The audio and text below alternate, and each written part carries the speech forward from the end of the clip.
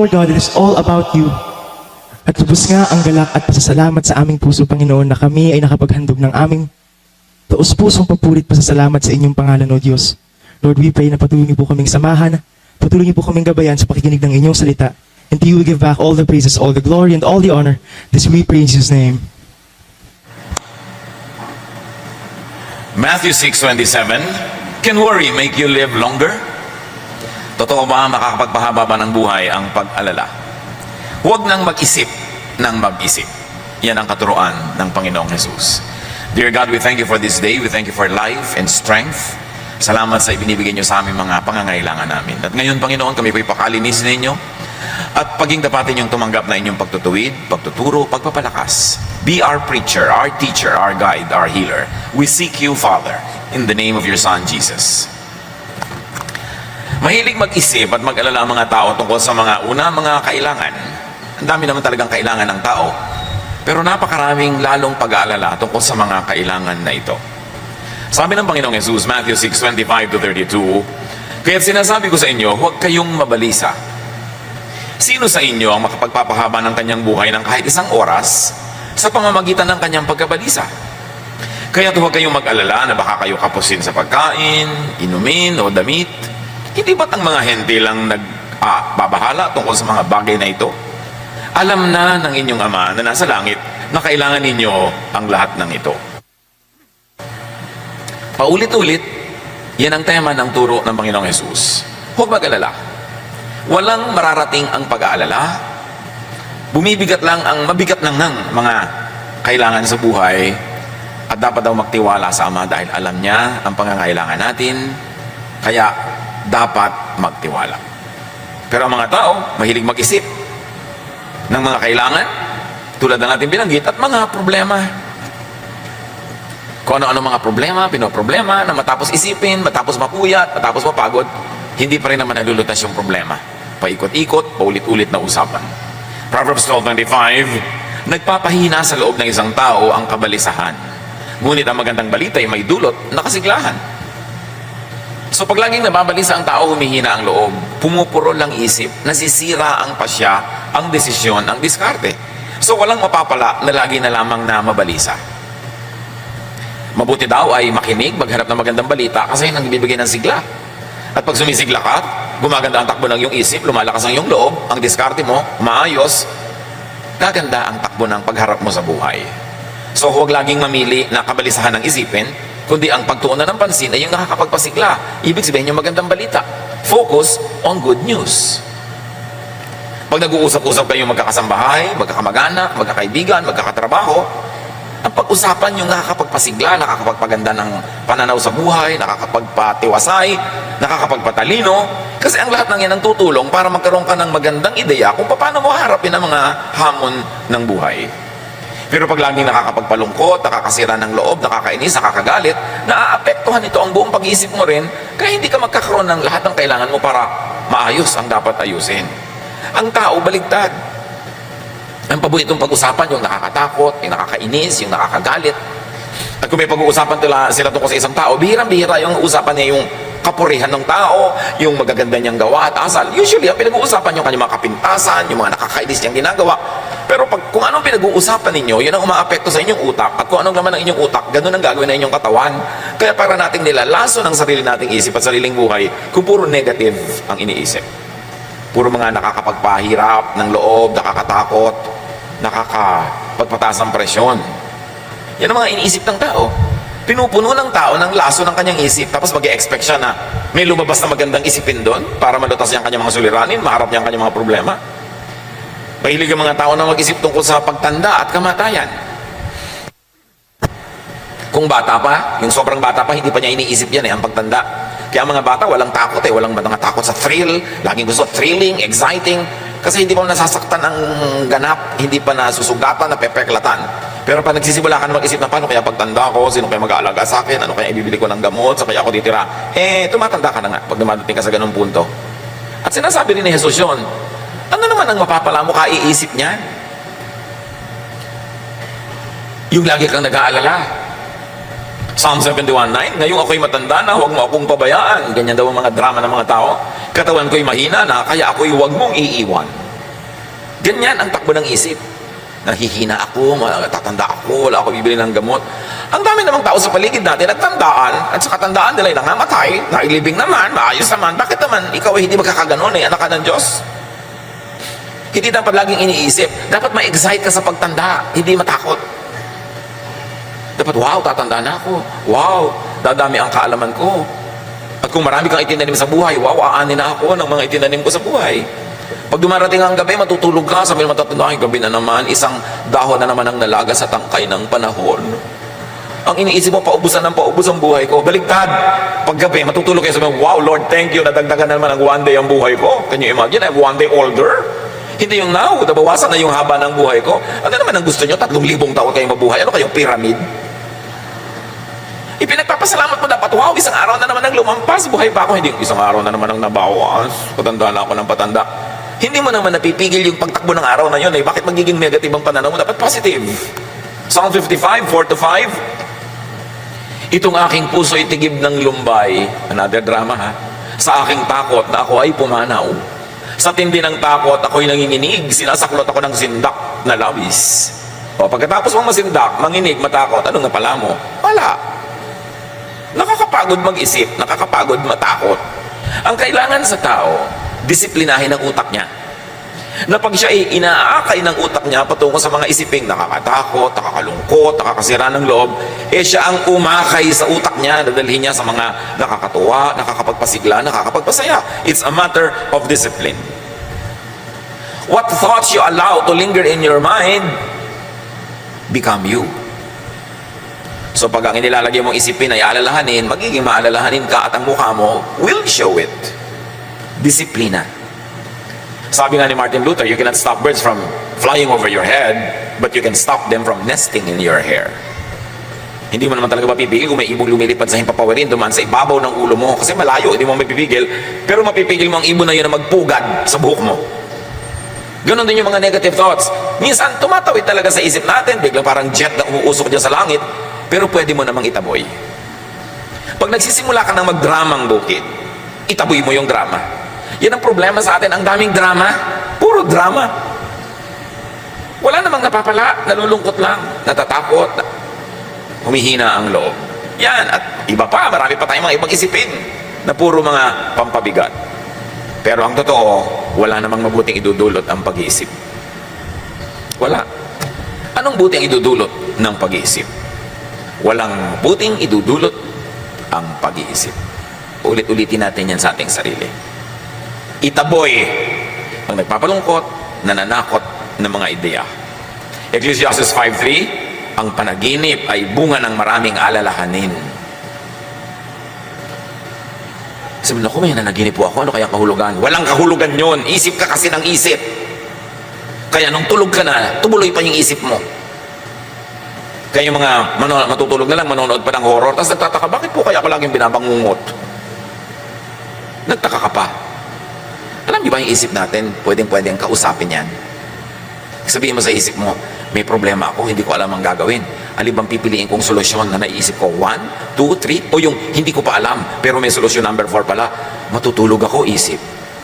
Pagising ko, yun ang unang-una mong imulat ang mata ko, yung pinili mong matalinong solusyon. Alam niyo ba na nag-iisip yung isip kahit tulog ka? Kaya ka nga nananaginip kahit tulog hindi naman ikaw nag-iisip nun.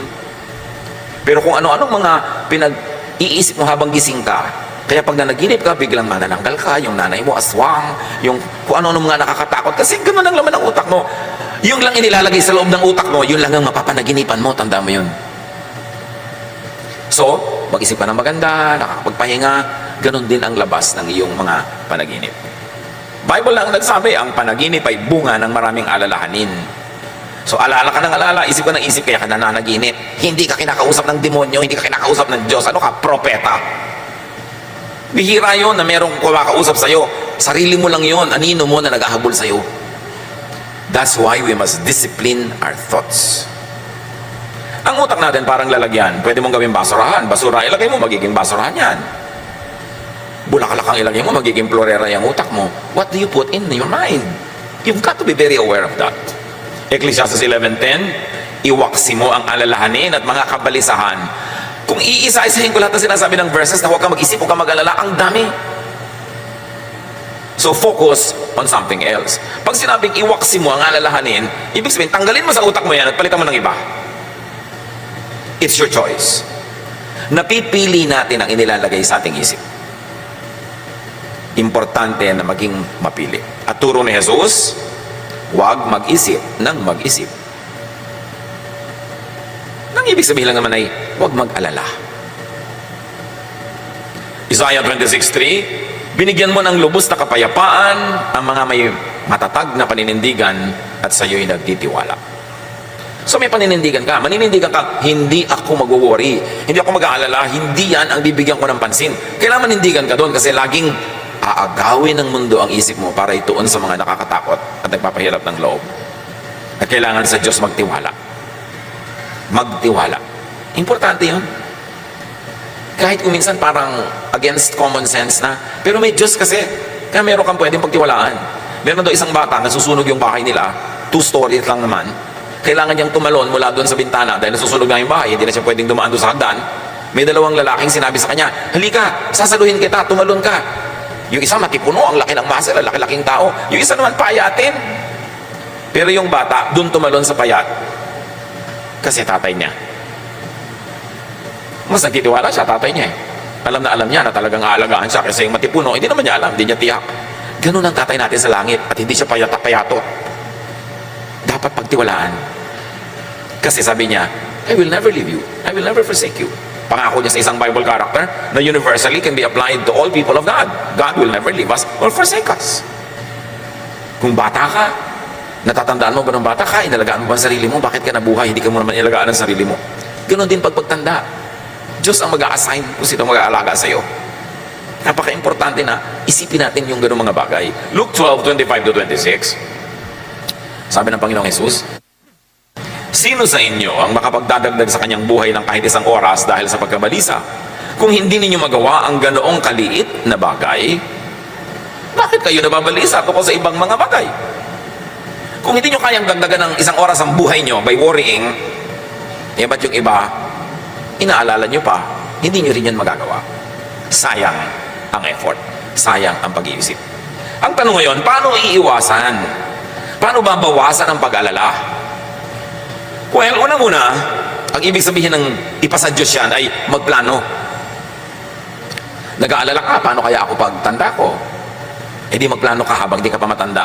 At ito'y para doon sa mga hindi pa matanda. Kasi kung matanda ka na, parang paghuli na ng konti. No? Pero pwede ka pa rin magplano para next week, para next year, next month. Kahit may edad ka na. Magplano. In other words, preempt, unahan ang problem o need. Iniisip mo, pagtanda ko, magkakasakit ako. Siyempre, pag nagkasakit ako, magpapatingin ako sa doktor. Baka magpapa-hospital ako, magpapagamot. Anong gagawin ko? Eh di, magbubili ka ng insurance na matino. Yung hindi 1, 2, 3 ha, hindi fly by night. Plano. O ayaw mo ng insurance, hindi ka naniniwala. Gumawa ka ng isang alkansya na kasing laki ng jeepney, hulugan mo ng barya, at ipanalangin mo, huwag ma-demonetize yung barya mo. Baka naman yung pera mo may nakalagay pang victory. Panahon pa ng hapon yun. Di ba? O bagong lipunan. Dapat yung pera mo current. Unahan mo yung problema. Wala namang taong tumatanda na hindi nagkakasakit eh. Magkakasakit at magkakasakit ang tao. Alam na nating lahat yun. Nakita na natin, nagkasakit ang mga lolo natin, nagkasakit ang mga magulang natin. Tapos kayo, wala man lang health insurance. Anong inaantay nyo sa buhay nyo pag nagkasakit kayo? Magic. Kailangan meron.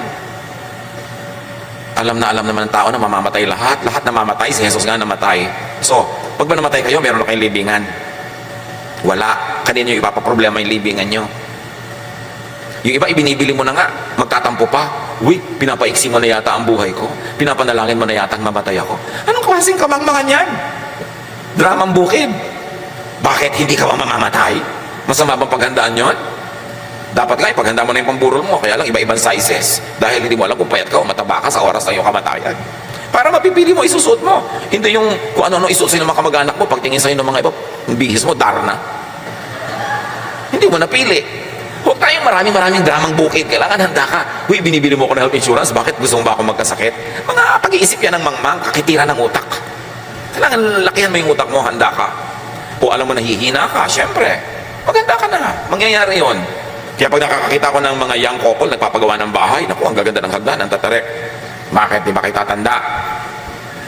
Bakit wala kayong kwarto sa baba? Tatanda kayo, may gumagapang na kayo ng hagdan, nahuhulog kayo ng mga hagdan-hagdan na yan. Dapat meron na kayong space sa baba. Maliban na lang, magpapalagay kayo elevator. Ngayon, kung ayaw nyo pa sa baba matulog, lakihan nyo yung sala.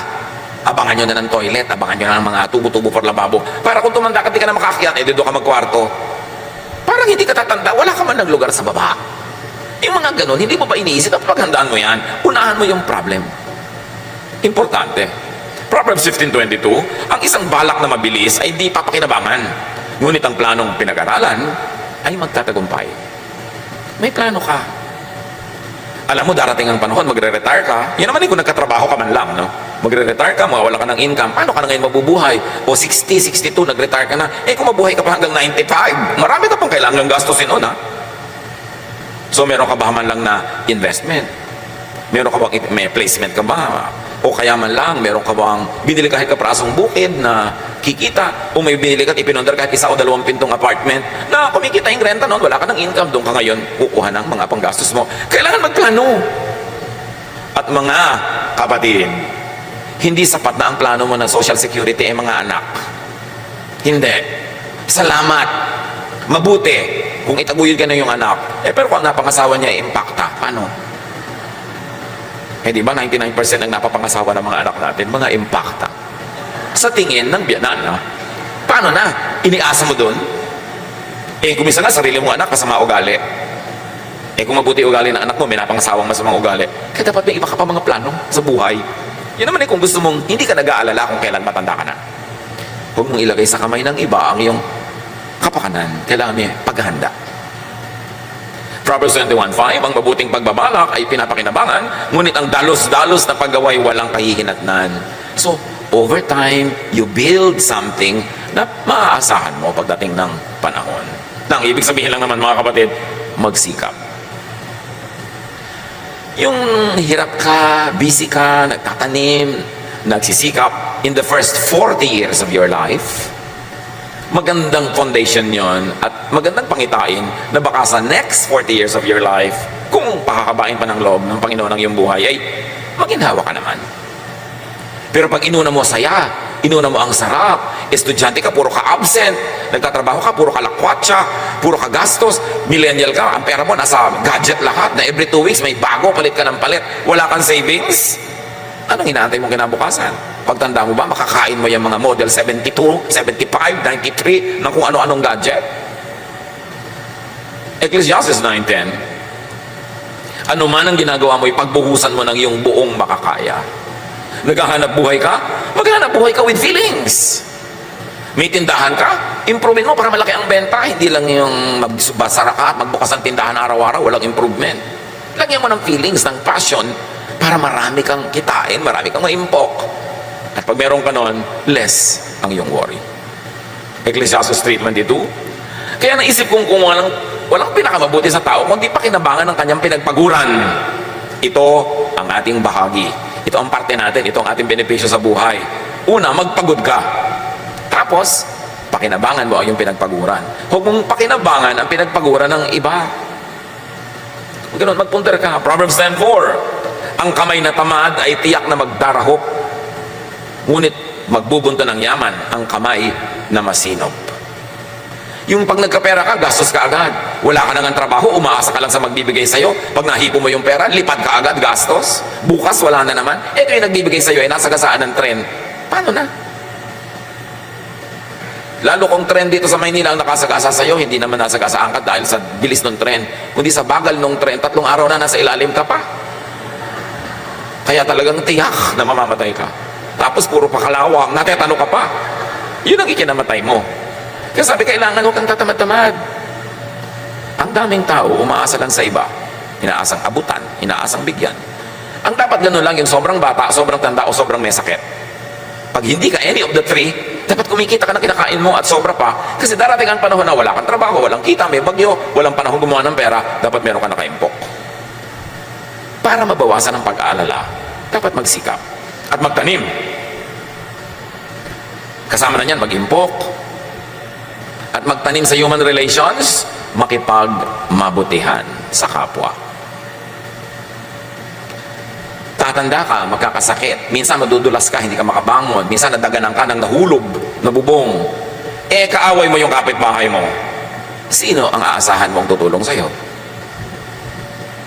Ang tao na nag-iisip. Alam mong pwedeng dumating ang panahon na kahit malakas ka, maaksidente ka. O may pera ka pero biglang nalasin ng mga negosyo mo at mawala ang pera mo. O magkaroon ka ng mga sakit. Kung matalino kang tao, makikipagkasundo ka, hindi ka makikipagkagalit sa mga kapitbahay, sa mga kamag-anak. Kasi dun ka aasa ng tulong sakaling hindi mo makayang tulungan ang iyong sarili. Isang malaking kamangmangan ang makipag-away sa mga kapitbahay, sa mga kamag-anak. Kasi paano ka pag nangailangan ka ng tulong? Dapat mabait, mabuti, kahit peke ng konti. Kesa yung totoong-totoo ka, pero ang katotohanan mo, ang sungit-sungit mo, ang bangis-bangis mo, itago-tago ba ng konti yan? Magpanggap ka ng konti. Magbait-baitan ka man lang kung hindi ka tunay na mabait. Para naman, hindi gagawa ng masama ng kapitbahay, kundi makagawa ka pa ng mabuti. If we come to terms with our mortality, with our weaknesses, with our limitations, we will be wise enough to invest in human relations. Kasi kahit may pera ka sa bangko, kung na-paralyze ka bigla, hindi ka makaka-withdraw. Somebody has to do it for you. Pag na-hospital ka na, hindi ka na makakita, na puro tubo na yung leg mo, nakatali ka na halos sa kama, hindi ka makapagbilang ng pera kahit may pera ka. Somebody has to do it for you. Kailangan meron ka mga tao sa paligid mo na pinakikisamahan, pinakikitunguhan ng mabuti, at ipasa Diyos mo na gagawin ka nila ng mabuti sa panahon na pangangailangan mo. Ecclesiastes 11:4. Ang naghihintay sa pagtigil ng hangin ay hindi kailanman makapag-ahasik ng kanyang binhi. At ang nag-aalala sa patak ng ulan ay di makapag-aani. Sa agriculture, ang ibig sabihin lang, kung lagi kang natatakot na baka bumaha, bumagyo, humangin, umulan, hindi ka na nga magtatanim noon. At sa human relations, ganun din yon. Kung lagi kang natatakot na baka gawin ko to ng mabuti, hindi naman ako suklian. Baka pautangin ko to, hindi magbayad. Baka bigyan ko to, hindi naman ako bigyan pag ako nangangailangan. Baka mahalin ko to, tapos hindi naman ako mahalin. Pag lagi ka nalang inisip mo, wala ka talagang gagawing mabuti.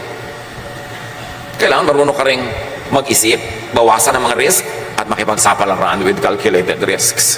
Yun talaga yung buhay. Pero pag hindi ka nagtanim, definitely hindi ka aani. Hindi lahat ng nagtatanim, umaani ng itinanim. Pero kumisan sa iba umaani, hindi niya inaasahan, doon pala manggagaling yung pagpapala. Dito ka nagtanim, doon ka umaani. Minsan din naman, may tanim talaga, hindi ka nakakaani kasi binabagyo talaga, binabaha. Pero pag nagpadala ka sa ganong takot, kahit kailan, hindi ka na magtatanim, definitely, wala ka nang aanihin. Marunong ka dapat ng ganon. Proverbs 6:6-8. Ito'y para sa mga tamad, yung mga masisipag, hindi na kailangan makinig nito. Pwede muna kayo mag-text ng konti. Pero dahil maraming tamad, makinig kayo.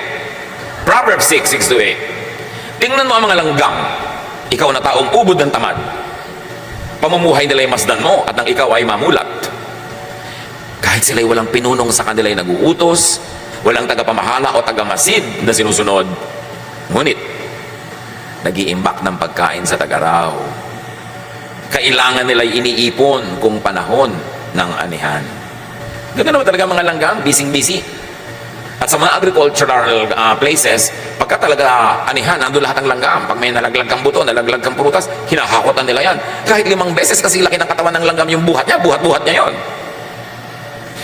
At pagkatapos, bulungan ng bulungan. Sa may pagkain, sa tayo may makukuha, bulungan ng bulungan. Hindi katulad ng marami tao, bulungan ng bulungan. Uy, ano na latest na chismis? Sila bulungan ng bulungan, nagbibigay ng tip, kung saan may makukuha ang pagkain, ano magagawa. Importante. Ang sipag nga ng langgam, maglaglag lang ng kaunting pagkain sa sahig, ando na sila.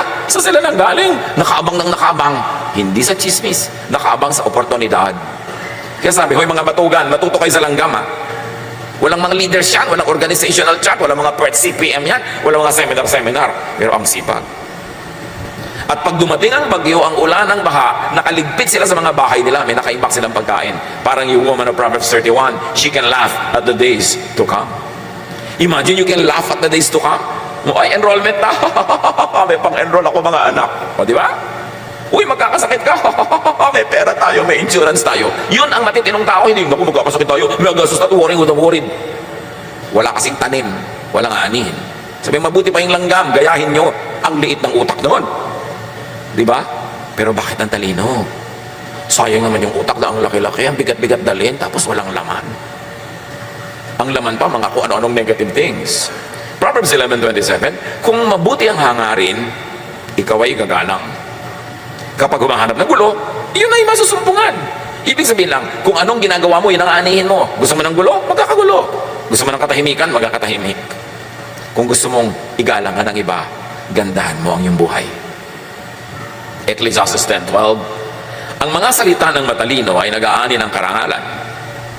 Ngunit napapahamak ang mangmang dahil sa kanyang mga salita. Kasasalita, kaya napapahamak ang tao. Kadadaldal, kabubulong, kachichismis, karareklamo, maririnig ng iba, lalaki ang gulo. Kaya dapat ang tao marunong magkontrol ng bibig. Lalo't kung hindi ka tiyak na ikaw ay pantas, marunong, magaling, mas mainam manahimik. Kasi ang may mga tao na tuwing bubuka ang bibig, nag-aani sila ng problema. Dapat by now, alam mo na yun, kapatid, kaibigan, kung anong bunga na yung pagsasalita. Tigil-tigilan ang kadaldalan na walang kinakawian, kundi problema at gulo. At paano maiwasan ang pag-alala? Maging abala. Pag-abala ka, una, sa ginagawang mabuti, bubunga yun, kaya mababawasan ang pag-alala mo. At may pangalawa pang pagiging abala, yun ay magsaya ka. Para hindi lungkot ang pumasok sa iyong isip. Proverbs 6:9-11. Hanggang kailan taong tamad mananatili sa higaan? Kailan ka babalik ako sa iyong pagkakahimlay? Kaunting tulog, bahagyang idlip, sandaling pahinga, at paghalukip-kip. Samantalang namamahinga ka, kahirap ay darating na parang armadong magnanakaw upang kunin ang lahat ng iyong kailangan. Sige, magtulog-tulog ka, maghalukip-kip, magkuyakoy, magpabanjing-banjing, magpa-text-text, magpa-games-games ka, sige. Sabi ganon, huwag ka magtrabaho, maglaro ka na maglaro. Pero habang ginagawa mo ang lahat ng yan, unti-unti na ginagapang ka ng kahirapan. At gigising ka na lang isang araw, super hirap mo na. 2 Thessalonians 3:11-12. Binanggit namin ito dahil nabalitaan namin may ilan sa inyong ayaw magtrabaho. At walang inaatupag kundi ang makialam sa buhay ng may buhay. Tingnan niyo ang katabi niyo. Mga nasa likod, nasa harap. Tayo ba ito? Sa pangalan ng Panginoong Jesucristo, talagang ginamit na ang pangalan ng Panginoon, ha?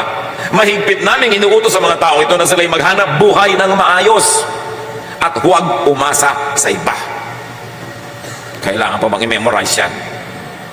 Sabi, huwag yung ang inaatupag nyo, buhay ng may buhay, makialam kayo sa buhay ng may buhay. Kung kailan ang birthday ng isang artista, sino na bang asawa kayo ni ganitong artista, huwag nyo nga pakialaman yan kasi hindi na pagkakaperahan. Ang atupagin nyo, sabi ganun, maghanap buhay kayo. At liban nila kayo sobrang bata, sobrang tanda o may sakit, huwag kayong umasa sa iba. Aba, may nabalitaan pa ako. OFW. Namatay na ang ina. Ang tagal na. Kasi hindi siya umuwi. Hindi sinabi ng mga kapatid. Bakit?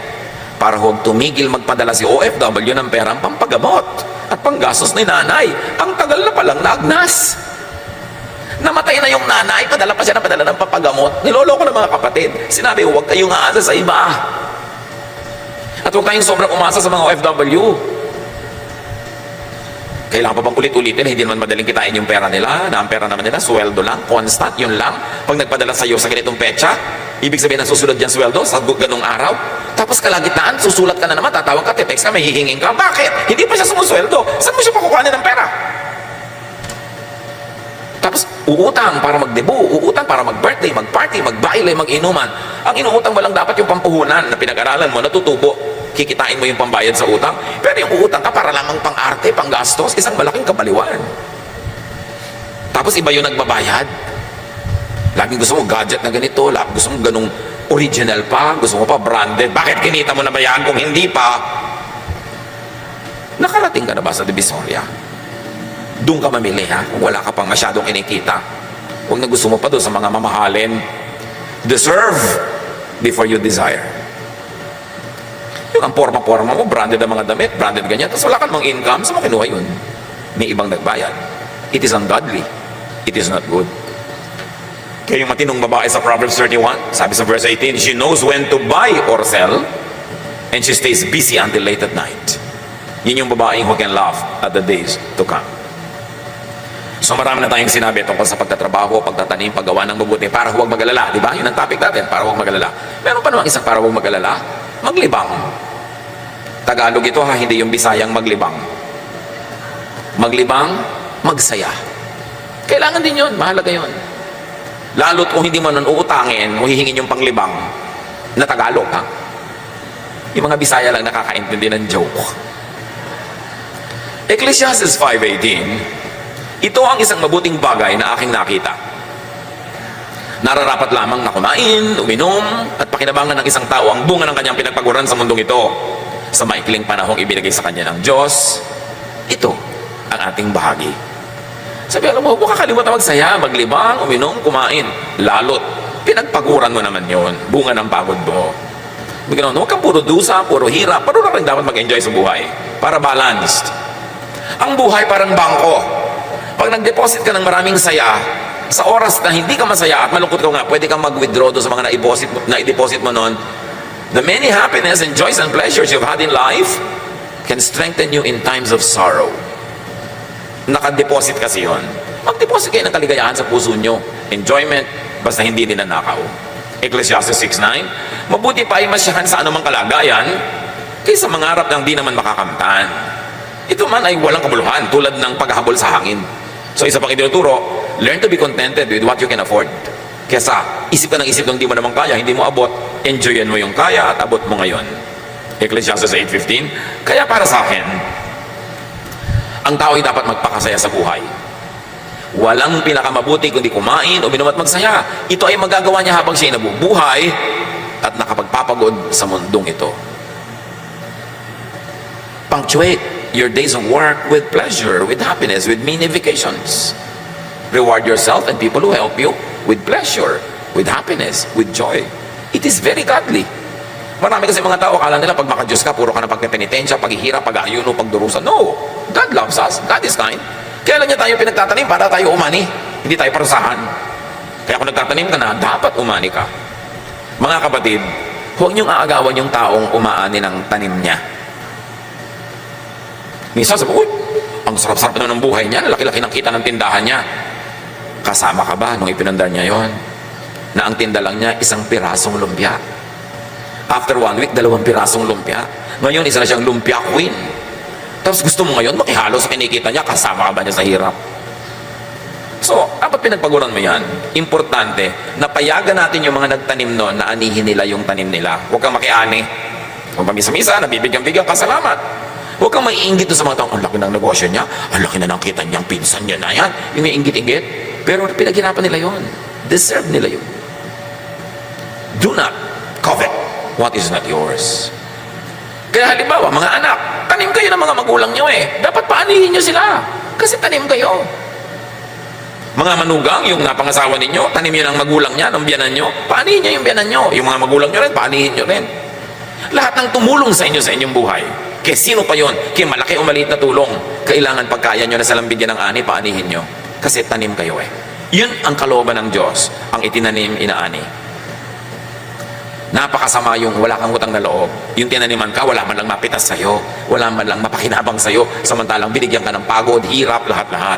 Ganun ang taong makadiyos at disente. Lahat ng tumulong sa'yo, tutulungan mo rin. Lahat ng naghirap sa'yo, susuklian mo. Ibayo pa doon kung kaya mo pa. Ganun ang pagiging makadiyos.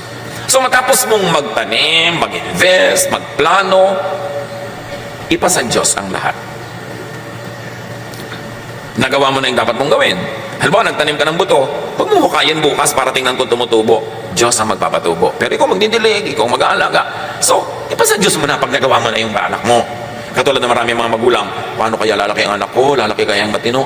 Habang bata, turuan mo ng turuan, at pagkatapos bahala na sa kanya ang Diyos. Nagtanim ka na eh. Sabi sa Bible, train up a child in the way he should go, and when he is old, he will not depart from it. So huwag ka nang problemahin yung pagiging old niya. Nataniman mo nung young, yun ang magiging siya. 99% of the time. So imbes mag-alala ka kung paano siya lalaki, palakihin mo ng tama ngayon. Yung first 10, 15, 20 years ng bata na nasa piling mo, taniman mo ng lahat ng mabubuti, sipag, kabaitan, pagiging makadiyos, makatao, at pagkatapos nun, pawalan mo na, magbubunga na yung itinanim mo. Pero kung itinanim mo, pinabayaan mo, negative, sinindak mo, tinakot, ginawa mo, dinepress mo yung bata, may bunga din yan.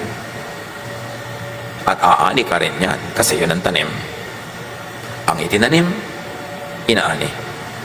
Psalm 23, 1-3, You, Lord, are my shepherd. I will never be in need. You let me rest in fields of green grass. You lead me to streams of peaceful water, and you refresh my soul, my life. So yung Panginoon, dinadala niyo ako sa mga luntiang mga damuhan, dinadala niyo ako sa mga payapang batis, at hindi lang yun physical, very especially mentally. Let the Lord take you, your thoughts, your brain, to realms of peace, of serenity, of rest.